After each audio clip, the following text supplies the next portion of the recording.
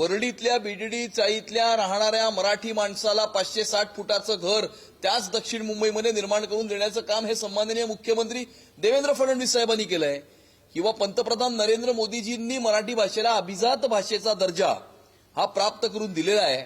त्यामुळे मराठी माणूस, मुंबईकर आणि मुंबई शहर हे खंबीरपणे महायुतीच्या पाठीशी उभं आहे।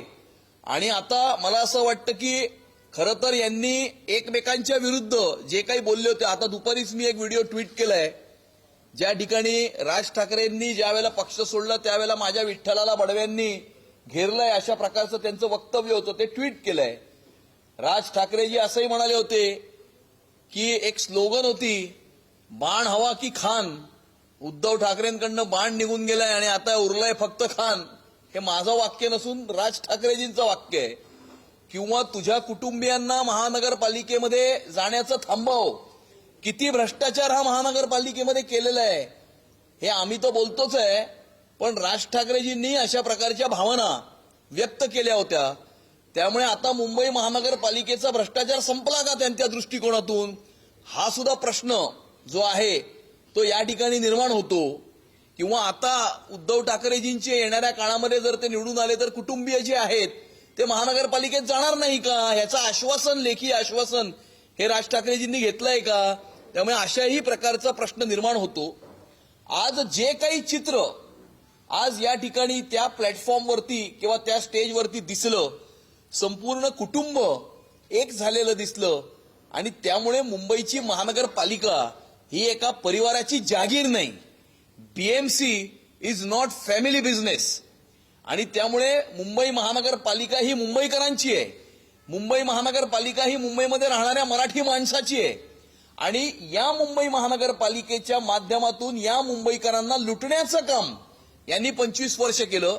मुंबईचा कोपरा विकून खाल्ला, मुंबईकरांच्या खिशावरती डल्ला मारला आणि या देशातला सगळ्यात मोठा भ्रष्टाचार, 3 लाख कोटीचा भ्रष्टाचार मुंबईच्या महानगरपालिकेमध्ये बसून यांनी केला। आणि आज मराठी माणसाचा आणि मुंबईकरांच्या नावाचा हा डंका हे जो पिटत आहेत हा ढोंगी आणि दुटप्पीपणा आहे। आणि खरं मुंबई किंवा मुंबईकरांसाठी नाही, परंतु स्वतःसाठी, स्वतःचं अस्तित्व वाचवण्यासाठी, स्वतःच्या कुटुंबासाठी आणि मुंबईच्या महानगरपालिकेचा मलिदा कुटुंबाला खाण्याकरता हे एकत्र आलेले आहेत। खऱ्या अर्थानं तर गेल्या 11 वर्षामध्ये मराठी माणसाकरता भारतीय जनता पार्टीने बीडीडी चाळीतलं 560 फुटाचं घर हे तयार केलं। यांनी बंगला नंबर 2 तयार केला। आणि त्यामुळे मराठी माणसाला, मुंबईकरांना हे खूप चांगलं माहिती आहे की त्यांची सेवा किंवा मुंबईचा विकास हा कोणी केलेला आहे।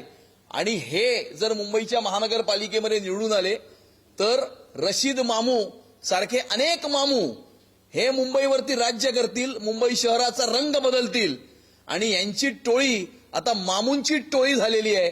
त्यामुळे या मामूंच्या टोळीपासून मुंबई शहराला सुरक्षित ठेवण्याचा संकल्प हा महायुतीने केलेला आहे।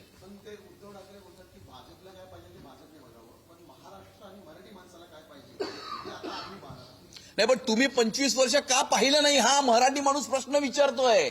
मराठी माणूस आणि मुंबईकर हा तुम्हाला प्रश्न विचारतोय की तुम्ही 25 वर्षामध्ये मुंबईच्या महानगरपालिकेमध्ये बसून मराठी माणसासाठी, मराठीसाठी आणि मुंबईकरांसाठी काय केलं? की ज्यांचा मुहूर्तच 12 वाजताचा आहे त्या आघाडीचे निश्चितपणे 12 वाजल्याशिवाय राहणार नाही। मुंबईकरांनी आणि मराठी माणसांनी निश्चित केलंय की मुंबई महापालिका निवडणुकीमध्ये उभाटा गट आणि मनसेचे 12 वाजवायचे। म्हणून कदाचित संजय राऊत यांनी देखील जाणीवपूर्वक या दोन्ही भावाचे 12 वाजवण्यासाठी 12 वाजताचा मुहूर्त निवडलाय।